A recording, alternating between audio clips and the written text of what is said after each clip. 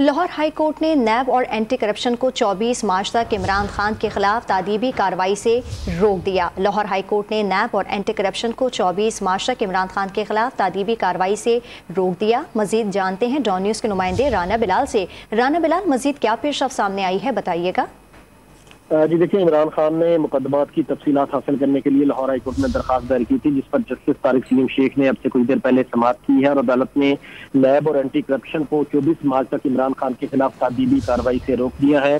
आज दौरान समाअत FIA, वफाकी हुकूमत, IG इस्लामाबाद और IG पंजाब की जानिब से रिपोर्ट अदालत में जमा करवा दी गई, जिसमें जो इमरान खान के खिलाफ दर्ज केसेज हैं उनकी जो लिस्ट है वो भी अदालत में जमा करवा दी गई।